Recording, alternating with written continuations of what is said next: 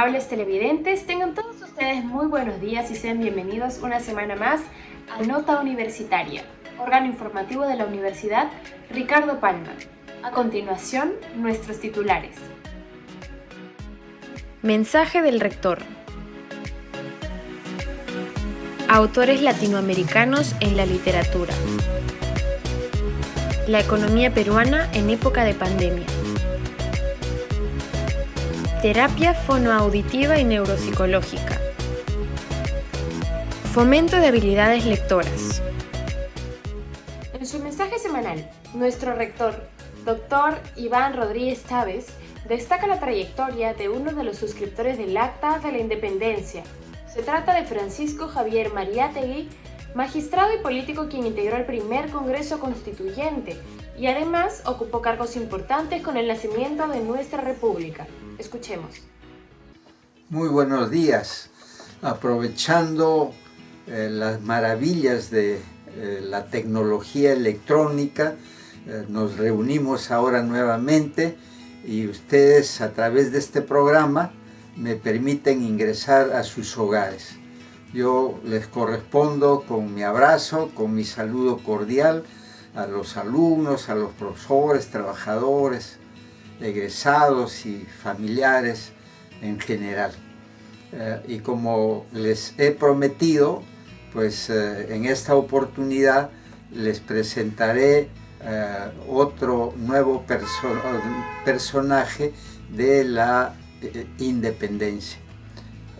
Se trata de Francisco Javier Mariátegui, que nació en Lima en 1793 y estudió en el Convictorio de San Carlos, Cánones, obtuvo su bachillerato, después también su título de abogado.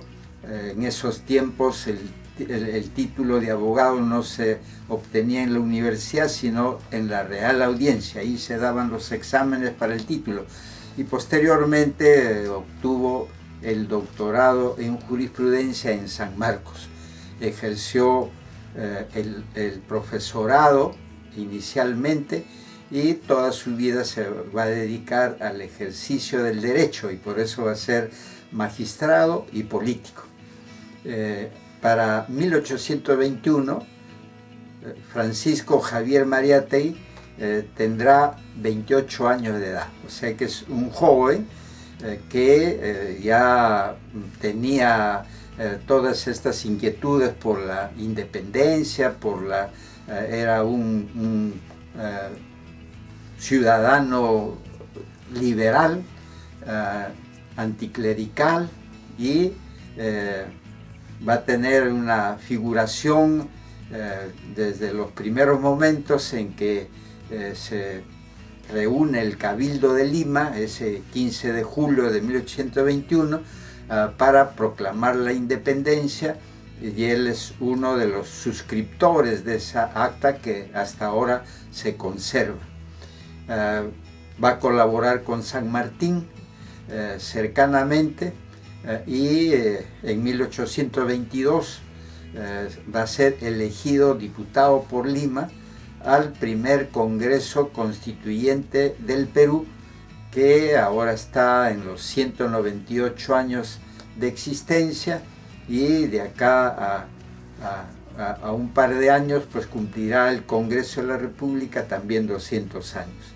Y él va a tener ahí con el grupo de los carolinos, que era la mayoría de los congresistas de esa época, pues tiene una participación activa, va a ser en la redacción de la primera constitución política del Perú, promulgada en 1823.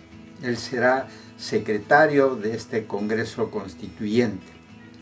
También es incorporado a la Sociedad de Amantes del País y va a desempeñar tempranamente la magistratura, primero como fiscal superior, después como juez superior, posteriormente será también juez supremo y presidente de la Corte Suprema del Perú. Y él, aparte de este trabajo en el Congreso Constituyente de 1823, pues tendrá una actividad política importante, escribe en los periódicos, también publica algunas obras, y con posterioridad a estos primeros momentos de 1821, 22, 23, con posterioridad pues también será ministro de Relaciones Exteriores, ministro plenipotenciario en el Ecuador y en Bolivia. Es decir, él va a tener un protagonismo importante durante estos primeros tiempos de la conformación de la República del Perú. Entonces, por eso ahora nuestro recuerdo a Francisco Javier Mariátegui, que tuvo toda esa actividad en beneficio de la naciente República del Perú. Muchas gracias y hasta el próximo domingo. El reconocido docente español de la Universidad de Sevilla, José Camacho, nos hace una reseña del aporte de diversos autores latinoamericanos a la literatura universal. Destaca la participación de escritores de la talla de García Márquez, Mario Vargas Llosa, poetas. Todos ellos con sus respectivas obras han contribuido significativamente al desarrollo de la literatura hispanoamericana. A continuación escucharemos una breve disertación sobre el desarrollo que ha significado para el mundo latinoamericano el aporte de reconocidos escritores. A partir de la Revolución Cubana se experimenta una tendencia de los autores latinos por involucrarse en la geopolítica. Igualmente la psicología forma parte del contenido de cada una de estas obras, en las que narran hechos vinculados con la vida de cada uno de los países latinos. El mundo editorial está viviendo un momento muy difícil, precisamente por todo lo que estamos ahora mismo en plena pandemia, que esto no se va a acabar en 2 días, esto va para largo, esto va a tener unas consecuencias y unas secuelas tremendas, ¿no? Sin lugar a dudas. El mundo editorial siempre está viviendo una crisis, ¿no? La crisis no es de ahora, la crisis siempre está en un mundo muy inestable. Se producen muchísimos títulos. En España, por ejemplo, según el registro del ISBN, ¿no?, que es como el Documento Nacional de Identidad de los Libros, en España se producen 65.000 títulos al año, ¿no? Esto son las últimas cifras que yo conozco, de los cuales, claro, teniendo en cuenta que hay un porcentaje relativamente pequeño de lectores y todavía más pequeño de lectores de literatura, ¿cuántos de esos títulos que se pueden publicar pueden alcanzar la rentabilidad, ¿no? La rentabilidad. Lo que pasó en los años 60 y 70 es que se produjo una especie de efecto boomerang, en el sentido de que ellos arriesgan, siguen publicando a los clásicos, siguen publicando a Mariano Azuela para México, siguen publicando a Rómulo Gallegos para la literatura venezolana, siguen publicando a José Eustacio Rivera para la literatura colombiana, siguen publicando a Ricardo Palma para la literatura peruana. Ellos arriesgan, pero dan entrada a estos jóvenes escritores. Y eso va a provocar un boom, que es un boom económico también, porque imagínense lo que debió ser para letras mexicanas, publicar y que se conociera Pedro Páramo o Ya nos llamas, ¿no?, en México, o en el caso de Sudamericana, que publica 100 años de soledad. Es decir, es que solamente ese título salvó la editorial todo el siglo, ¿no? Es una cosa impresionante. ¿Qué ocurre ahora? Yo le hablo del tema español, que obviamente el que yo más conozco. Lo que se ha producido una especie de doble efecto en los últimos tiempos, que son las grandes multinacionales de la comunicación, que son también del libro, por ejemplo, Grupo Planeta, ¿no?, Grupo Anaya, los grandes grupos, las grandes corporaciones, lo que han hecho es absorber prácticamente la totalidad de las editoriales, con lo cual hay un control, en el mejor y en el peor sentido de la palabra, hay un control de prácticamente todo lo que se puede publicar. Si estas novelas, estos libros, estos ensayos no están dentro de la línea del Grupo Planeta, del Grupo Anaya o de los siguientes grupos, pues simplemente ese libro no se va a publicar, no va a existir, ¿no? Lo que experimentamos en la economía mundial y en particular en nuestro país es preocupante. Los índices y porcentajes del aumento de la tasa de desempleo, el cierre de empresas, el choque de la oferta con la demanda, la reducción de las exportaciones forman parte de un panorama preocupante que tenemos que asumir con responsabilidad. Estas son las apreciaciones que nos brinda el doctor en Economía Víctor Chan Rojas, docente de la Facultad de Ciencias Económicas de nuestra Casa de Estudios. Bueno, esta crisis es una de las más fuertes acontecidas en la historia de la humanidad. No solamente ha tenido repercusiones sanitarias, sino también repercusiones económicas. Tal es así que se prevé una caída del Producto Bruto Interno a nivel mundial de 4.3% para el 2020. Una de las caídas más fuertes desde la gran crisis de 1930, de la Gran Depresión. En el caso peruano se prevé una caída del 12%. Esto se debe principalmente a dos aspectos, ¿no? Un choque de oferta por un lado y un choque de demanda por otro. En el caso del choque de oferta, la suspensión parcial y total de las actividades económicas ha ocasionado que las empresas reduzcan su oferta, ¿no? Y esto también ha generado que muchas empresas quiebren. Por otro lado, en cuanto a la demanda interna, pues el menor gasto de las familias derivado de su menor poder adquisitivo y así como la pérdida de sus trabajos, ¿no? Ha incrementado esto la tasa de desempleo en nuestro país. Si bien es cierto, nuestro país ha tenido una política fiscal, monetaria y macroprudencial prudente, esto no ha ido de la mano con los cambios de fondo ante algunos aspectos importantes, cambios estructurales me refiero, como el caso de la informalidad, el acceso a los agentes económicos al sistema financiero, la mejora en la calidad de los servicios públicos y la masificación de los mismos. Uno de ellos es el caso de los servicios de salud, que todos hemos visto cómo ha presentado un colapso en algunos meses durante esta época de pandemia. Entonces, todo ello ha conllevado que nuestro país se vea en mayor medida afectado. ¿Qué políticas de Estado se han tomado al respecto? Bueno, por un lado, el Estado ha generado incentivos en base a subsidios, transferencias hacia las personas y empresas, y asimismo ha generado o ha otorgado liquidez en base a retiro de CTS y en base a retiro de su AFP y probablemente retiro de la ONP que está en evaluación. Ahora, hay que tener en consideración que a la par en nuestro país que se está llevando esta crisis sanitaria, esta crisis económica, se suma en particular la crisis política, ¿no? Todo esto genera incertidumbre en los mercados, ¿no? En particular en los mercados financieros, en la inversión extranjera, ¿no? Y eso dilata la reactivación económica en nuestro país, ¿no? Entonces, el reto de los entes encargados de gestionar la política pública en nuestro país es evitar que se dilate la reactivación económica, fomentar el empleo, fomentar el crecimiento económico sostenido que hemos tenido en los últimos años.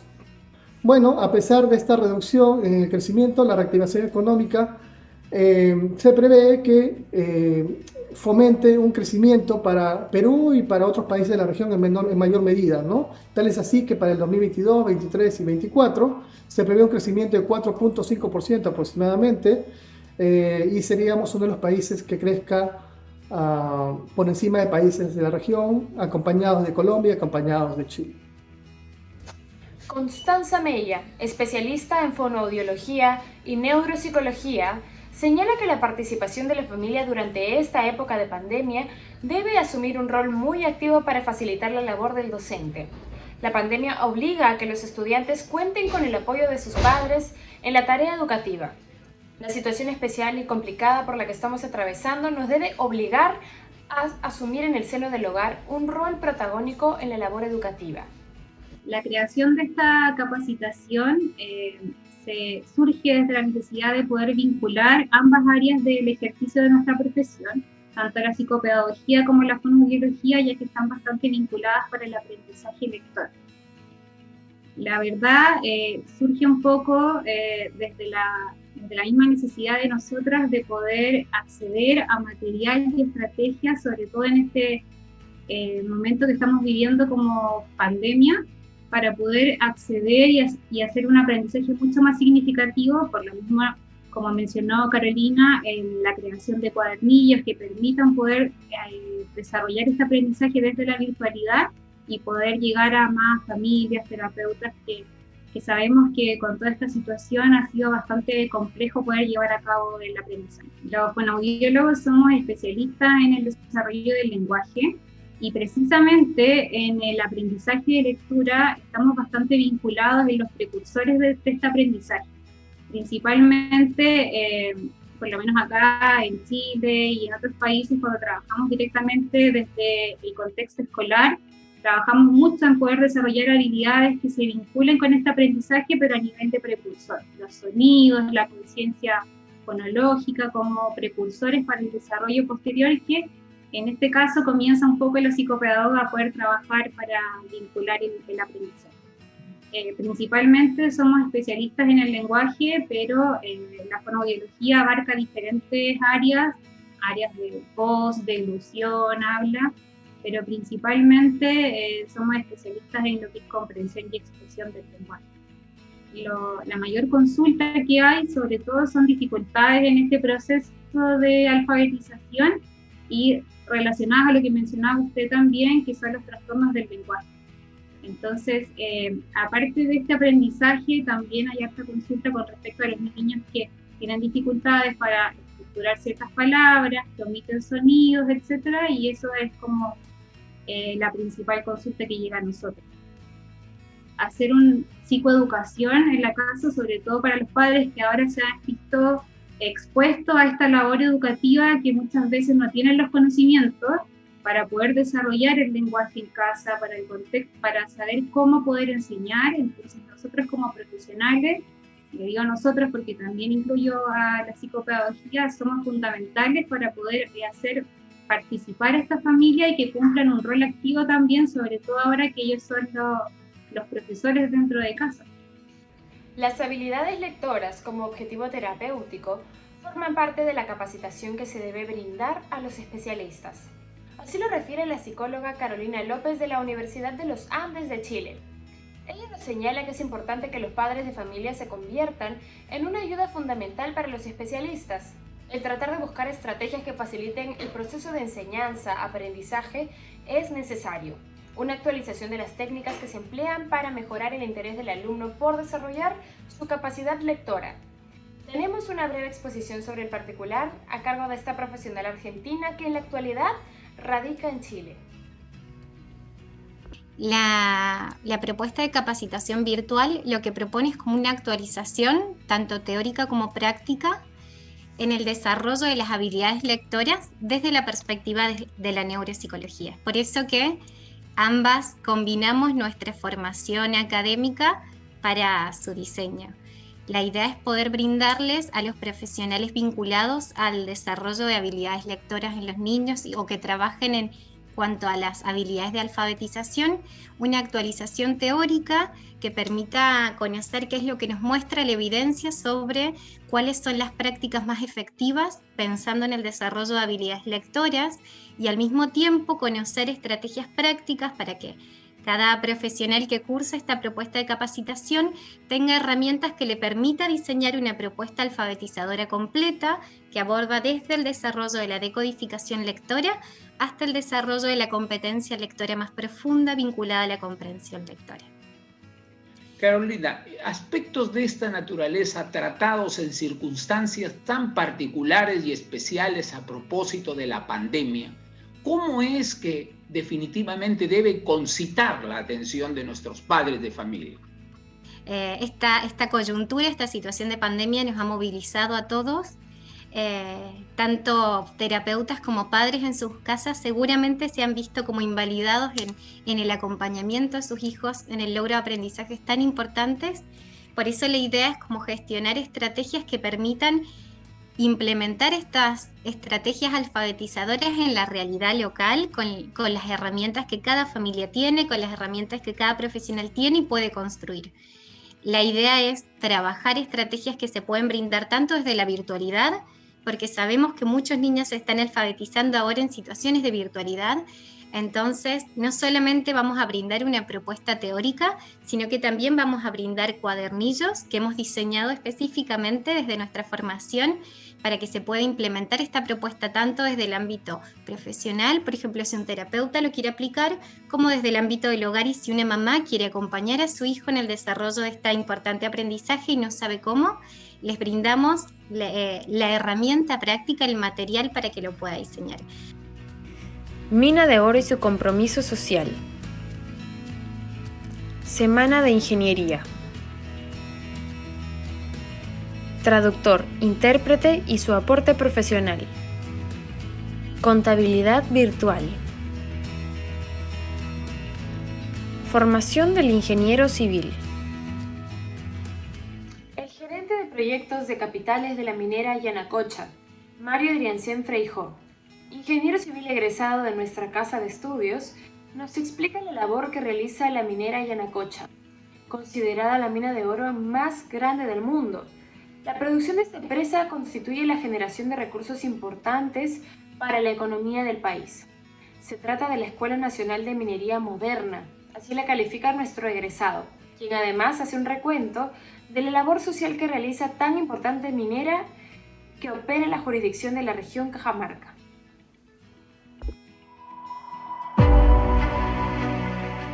Hola, soy Mario Adriancén, gerente de proyectos de capital de sostenibilidad en Minera Yanacocha. Trabajo en Minera Yanacocha aproximadamente 20 años y soy ingeniero civil graduado de la Universidad Ricardo Palma. Yanacocha inició sus operaciones en el año 1993. Es una de las minas de oro más grandes del mundo y podría considerarse como la gran escuela nacional de minería moderna en el Perú. Hemos producido 37.5 millones de onzas y actualmente tenemos 1.400 trabajadores directos. Los accionistas de Minera Yanacocha son tres: Newmont Corporation, Buenaventura, Compañía de Minas Buenaventura y Sumitomo Corporation. Newmont Corporation es la operadora y está a cargo del funcionamiento de Yanacocha. Desde un pico de 3.3 millones de onzas en el año 2005, actualmente nuestra producción es 330.000 onzas. También estamos buscando ampliar la vida útil de la mina con la ejecución de nuevos proyectos que nos van a permitir llevar la operación hasta el año 2040. Quechermen y Yanacocha Sulfuros.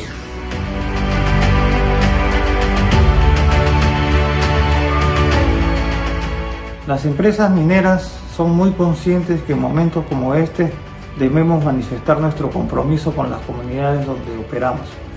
La minería está apoyando en la medida de lo posible para poder paliar en algo las carencias que tenemos como país.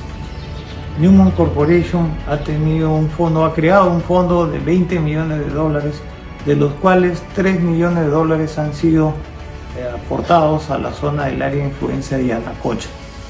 Algunas de las cosas que hemos hecho con estos 3 millones de dólares son compra de una planta de oxígeno para el Hospital Regional de Cajamarca, compra de 8 ventiladores que han podido ser utilizados también en el Hospital Regional de Cajamarca, compresores y balones de oxígenos, 11.700 canastas básicas de alimentos para los pobladores de las áreas de influencia directa, el aporte económico de 35 empresas de comunidades que han sido utilizados para apoyar a los trabajadores que en ese momento no podían continuar con su trabajo.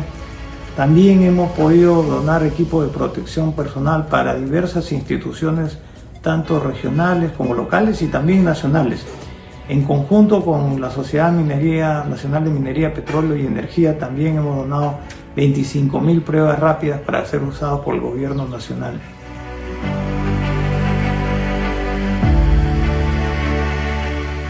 La inversión privada y la inversión minera juegan un rol fundamental para el país. Y esta inversión es tan necesaria para poder lograr la reactivación económica del país, del Perú. Actualmente esta inversión se traduce en la entrada en operación de nuevas minas y también en proyectos de expansión y ampliación de operaciones existentes. Se calcula que aproximadamente 1.5 millones de empleos sean generados como consecuencia de la inversión minera. El 20% del impuesto a la renta es recaudado también de la minería. Algunos de los gobiernos regionales y locales se benefician directamente con el canon minero.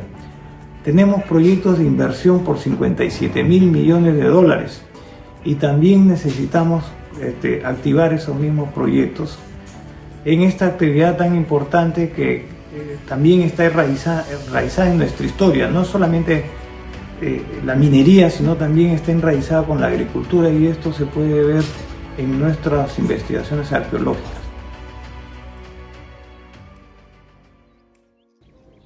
A partir de mañana lunes, la Facultad de Ingeniería inicia la celebración de lo que se denomina la Semana Jubilar, por medio de la cual se desarrolla una serie de actividades académicas desarrolladas por el decanato de dicha facultad. Nuestra casa de estudios nace con esta facultad que a lo largo de los años ha ido ampliando los campos de especialización en el terreno de los profesionales de la ingeniería. El decano de dicha facultad, Carlos Sebastián Calvo, nos brinda un breve mensaje por medio del cual nos da a conocer el contenido de las actuales actividades programadas para conmemorar la Semana Jubilar de la Facultad de Ingeniería. Docentes, personal administrativo y estudiantes que integran la comunidad de la Universidad Ricardo Palma, público en general. El lunes 16 de noviembre, a las 18 horas, iniciaremos las celebraciones virtuales de la Semana de Ingeniería. En nombre de todos los integrantes de la Facultad de Ingeniería, los invitamos cordialmente en la fecha y hora indicadas a la ceremonia que dará inicio a nuestra semana de celebraciones. Así como también invitarlos a participar en las diversas actividades que se realizarán durante la semana del 16 al 20 de noviembre del presente año. Adicional, vamos a testimoniar el reconocimiento institucional a distinguidos expositores, personal académico y estudiantes distinguidos y destacados por nuestra Facultad de Ingeniería, así como también a representaciones estudiantiles que nos han traído lauros durante el presente año. Somos conscientes que la Facultad de Ingeniería, ante las circunstancias excepcionales de la emergencia sanitaria actual, tiene que mantener los estándares de calidad alcanzados y a la vez ser capaz de cumplir y asegurar el cumplimiento de los criterios de acreditación en el proceso de formación profesional en sus 5 escuelas profesionales de ingeniería civil, ingeniería industrial, ingeniería electrónica, ingeniería informática e ingeniería mecatrónica. A todos ustedes y los esperamos el día 16 de noviembre a las 18 horas. Muchas gracias.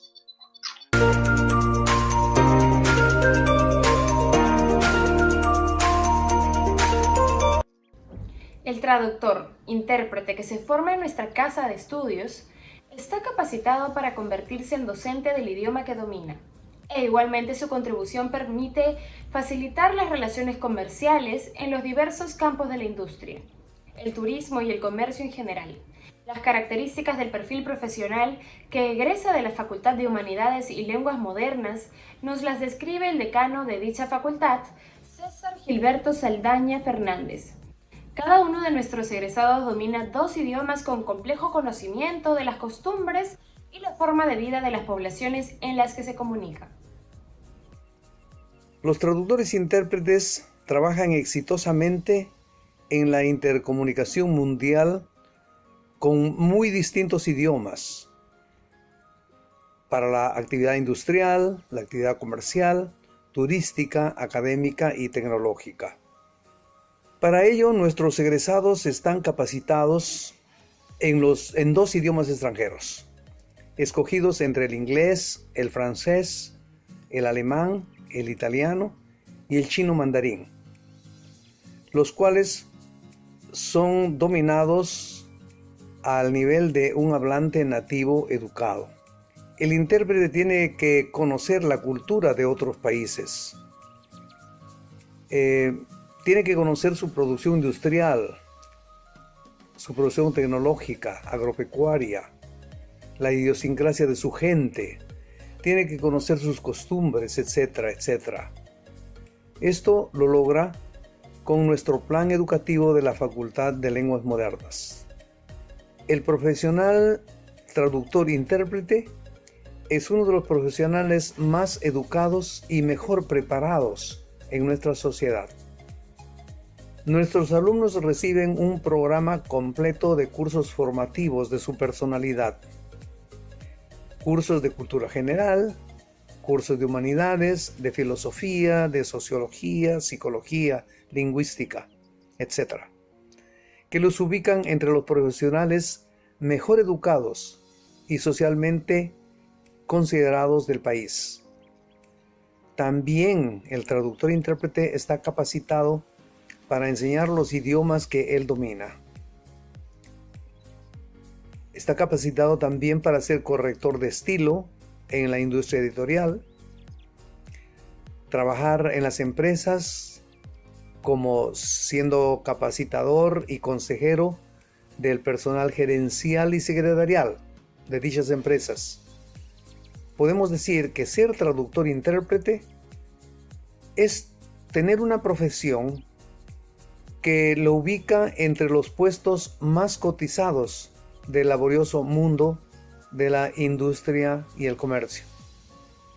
Y, por otro lado, socialmente lo ubica entre las ocupaciones de más prestigio cultural y social del país. Gracias.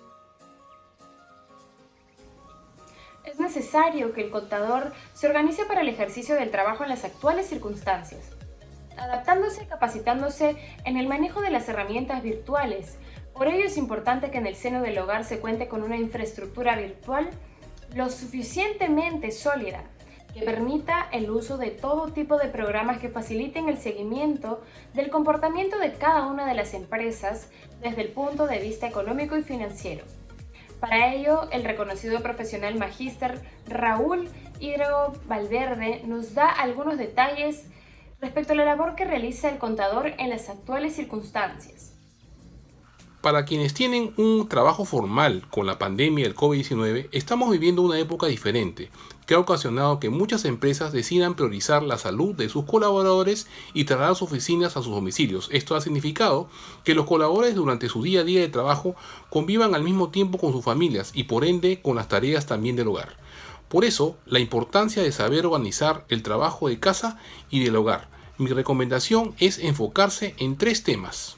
Primero, infraestructura virtual del lugar de trabajo dentro del hogar, considerando un adecuado espacio de trabajo, una buena cobertura de Wi-Fi para contar con buen audio y video que optimice las reuniones de trabajo. 2, lograr la motivación y compromiso de los equipos de trabajo, aplicando una buena planificación en las tareas asignadas a cada colaborador, teniendo reuniones semanales que permitan a los colaboradores estar informados de las prioridades de cada área, revisando el cumplimiento de los entregables y realizar el seguimiento de los encargos del área y de otras áreas de la empresa. Y muy importante, respetar los horarios de trabajo. Optimizar la productividad propia y del equipo de trabajo, estableciendo límites cuando trabaje desde su hogar con las personas que viven con usted y que entiendan que están en el área de trabajo o con los audífonos puestos y no están atentos a los temas del hogar. Además de solicitar el apoyo para evitar ruidos, sobre todo cuando tienen reuniones de trabajo. Ahora, en el ámbito técnico profesional les puedo comentar que debido a la situación excepcional generada por la pandemia del COVID-19, la Superintendencia del Mercado de Valores ha considerado necesario elaborar el documento denominado Impacto de la pandemia y crisis por el COVID-19 en los estados financieros de las sociedades con valores inscritos en el Registro Público de Mercado de Valores, precisando las principales consideraciones y recomendaciones en la evaluación de riesgos en las mediciones y estimaciones y revelaciones de los estados financieros elaborados según NIF. Entre las áreas de riesgo financiero que considero que las empresas deben evaluar son las siguientes: el deterioro de activos no financieros, así como las inversiones en asociadas y negocios en conjunto. Los inventarios, evaluar el valor neto de liquidación de las existencias BNR, comparándolo con el valor en libros y si este resulta mayor, ajustar. La propiedad, planta y equipo, revisar el impacto de la paralización obligatoria tanto en la depreciación lineal como en la capitalización de los costos por préstamos. Los ingresos de las actividades, evaluando el impacto en la reducción de ingresos. Los instrumentos financieros y valor razonable, como los derechos de cobro, refinanciamiento de deudas e incumplimiento de covenants. Los arrendamientos, suspensión o diferimiento de contrato de alquiler bajo el análisis de la NIF 16 y el análisis y discusión de la gerencia y revelaciones y su impacto en la gestión del control interno de las empresas. La crisis producida por la pandemia COVID-19 en el mundo presentará una serie de desafíos financieros, económicos y de la gestión de los colaboradores para todas las empresas y que tienen un impacto con la continuidad de sus negocios, con la gestión de todos sus recursos y con la transformación estratégica de sus negocios. Las decisiones que tome la alta dirección en este periodo de pandemia impactarán en las empresas y deberán evaluarse si son incorporadas como revelaciones o si estas acciones constituyen eventos que deben incorporarse en la contabilidad para luego ser presentados en los estados financieros de las empresas. El ingeniero Jorge Lacruz Aguirre, docente de la Escuela de Ingeniería Civil, se refiere al contenido de la estructura curricular que se imparte a los alumnos de esa escuela, destacando temas referidos a la construcción hidráulica, mecánica de suelos, zootecnia, transportes, diseño de estructuras y otras materias vinculadas al ejercicio de la misma. Escuchemos. La Universidad Ricardo Palma, en su estructura curricular, en el tema de ingeniería civil, siempre tuvo la orientación de poder contar con disciplinas como construcción, el tema de hidráulica, el tema de mecánica de suelos, geotecnia, diseño de estructuras, que es lo principal, y se viene incrementando para poder conocer y hacer la eficiencia de la construcción, lo que corresponde a la metodología BIM. Es decir, nuestra universidad siempre ha estado atenta a los cambios estructurales y de proyección. Nuestros egresados hacen un buen desempeño y por lo tanto son solicitados en el mercado laboral de construcción. Es así que la universidad siempre, con un paso adelante, como se dice en el argot criollo, decidió repotenciar la plataforma que tenemos como Blackboard, en versión Collaborate Ultra, para poder hacer las clases y llegar a los estudiantes de la mejor manera. La universidad tiene como política no detenerse en lo que se refiere a los cambios, y sobre todo que este ha sido un poco forzado, porque tenemos como ejemplo de habernos adecuado a la nueva ley universitaria en el licenciamiento como 9ª universidad en el ámbito nacional universitario, de haber conseguido esa licencia que permite estar de acuerdo a ley. Consecuente a eso, se hizo la acreditación con ABET, EIBIT y a la vez ICACIT, por lo cual, cumpliendo esas exigencias, nos revaloraron, nos ampliaron la acreditación inicial por 6 años más, y CINEACE, entidad del Estado, al reconocer a ABET como entidad acreditadora, también nos emitió el consecuente reconocimiento de acreditación. Nosotros tenemos en la orbe mundial estudiantes egresados en muy buena posición de trabajo y que, lógico, dan valía a la formación que tienen en nuestra casa de estudios. La sostenibilidad, estrategia para el desarrollo. COVID y difteria. Psicología política. Lectura recomendada. Competencias deportivas.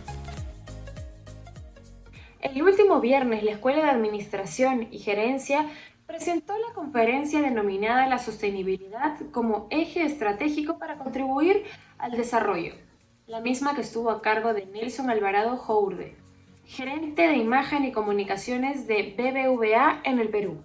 Tenemos un resumen de la exposición que brindaron los integrantes a la comunidad universitaria. Muchas gracias por la invitación. Un saludo cordial a todos los alumnos de la Universidad Ricardo Palma que tuvieron la ocasión de acompañarnos ayer durante esta charla, que lo que pretendió es dar una visión muy general de los conceptos de sostenibilidad que hoy se manejan en la industria financiera y en particular en BBVA en Perú. Como lo comenté ayer frente a los alumnos, creo que es importante entender que la sostenibilidad hoy trasciende el tema de acción climática, trasciende el tema que de repente muchos estamos acostumbrados a escuchar sobre el calentamiento global. Claro que la acción climática y el calentamiento global son temas importantes y sobre los que hay que tomar acción muy pronto, pero el concepto de sostenibilidad va más allá. Toca también aspectos sociales, aspectos medioambientales, y como lo comenté ayer haciendo un breve resumen de lo que es sostenibilidad, por ejemplo, para el grupo BBVA, lo expresamos de una manera muy simple, ¿no? La inclusión financiera, por ejemplo, es para nosotros sostenibilidad. Ver la posibilidad de que más peruanos se bancaricen, más peruanos tengan oportunidad de acceder a herramientas, beneficios, ventajas financieras, es muy importante para su desarrollo y para combatir también la informalidad que hemos visto, sobre todo durante la pandemia, con el pago de los bonos sociales, que ha sido uno de los problemas más grandes que hemos tenido para que las ayudas económicas lleguen a las familias más vulnerables, ¿no? La inclusión financiera, como digo, entonces, es uno de los conceptos de sostenibilidad sobre los que se debe trabajar. Otro es la educación en general, la educación como herramienta para el progreso de las personas y la educación financiera, porque efectivamente para tener bancarización, para tener más personas vinculadas al mundo financiero, es importante que estén educadas, que entiendan muy bien cuáles son los conceptos, cuáles son las ventajas, cuáles son las responsabilidades que atañe tener productos financieros. Para eso la educación financiera es muy importante, y también para evitar el sobreendeudamiento o para evitar información que no es precisa respecto a las herramientas financieras. Ambas enfermedades son calificadas como males respiratorios. Sin embargo, existe diferencia entre el COVID-19 y la difteria. Para hablar sobre esas diferenciaciones, tenemos el aporte que nos brinda nuestro docente, el doctor Félix Llanos Tejada, investigador del Instituto de Ciencias Biomédicas de la Facultad de Medicina de nuestra Casa de Estudios. En primer lugar, mencionar que la difteria es una enfermedad respiratoria provocada por una bacteria, el Corynebacterium diphtheriae, mientras la enfermedad del COVID-19 es una enfermedad provocada por un nuevo coronavirus denominado SARS-CoV-2. La siguiente diferencia es que mientras la difteria es una enfermedad que ataca más a niños, la enfermedad del COVID-19 es una enfermedad que es mayoritariamente sintomáticos en adultos, especialmente adultos mayores o adultos con alguna comorbilidad. Mientras que asumimos que la enfermedad del COVID-19 pasa de manera asintomática en los niños, y los niños son transmisores de esta enfermedad, que generalmente va a empeorarse en adultos mayores o en adultos con algunas comorbilidades, hipertensión, diabetes, enfermedad pulmonar obstructiva crónica. La difteria es una enfermedad que va a afectar básicamente a niños, y el adulto más bien va a ser un portador asintomático en la mayoría de veces. En los niños, la difteria se va a caracterizar por un cuadro respiratorio alto, molestias de dolor de amígdala, cefalea, fiebre, rinorrea, tos, que puede tener algún empeoramiento como falla renal o problemas cardíacos como una miocarditis, que es inflamación del músculo del corazón. El COVID, a su vez, es una enfermedad también respiratoria con síntomas respiratorios altos, que va a complicar al individuo con una neumonía, con insuficiencia respiratoria severa, algo que nosotros denominamos síndrome de distrés respiratorio del adulto.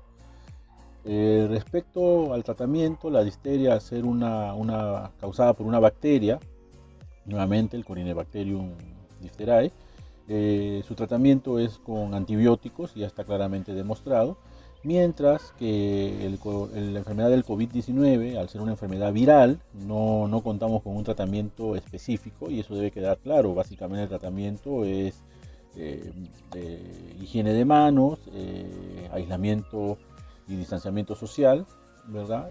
Y sintomáticos como paracetamol o los AINES. Por último, mencionar con respecto a la inmunización. Difteria es una enfermedad que está en los libros de medicina como una enfermedad rara hoy por hoy, porque existe una vacuna que fue descubierta a fines de los años 1800, 1890, 1891, y esta vacuna ha permitido, bien aplicada, casi erradicar la enfermedad.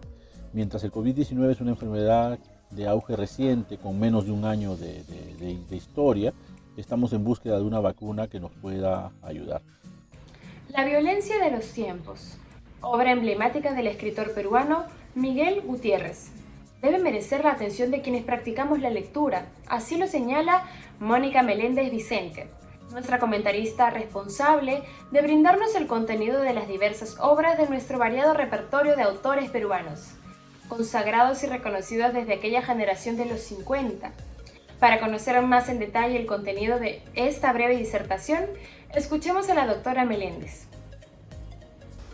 La generación del 50 nos regaló escritores de altísima calidad, como Blanca Varela, Washington Delgado, Julio Ramón Ribeiro, Osvaldo Reynoso y Miguel Gutiérrez. Miguel Gutiérrez fue un notable ensayista y novelista, autor de La violencia de los tiempos. Su obra está cargada de una profunda influencia social y de denuncia ante las injusticias de la vida, influenciada también por los novelistas clásicos y por sus autores favoritos, Dostoyevsky, Ciro Alegría, y por el boom latinoamericano.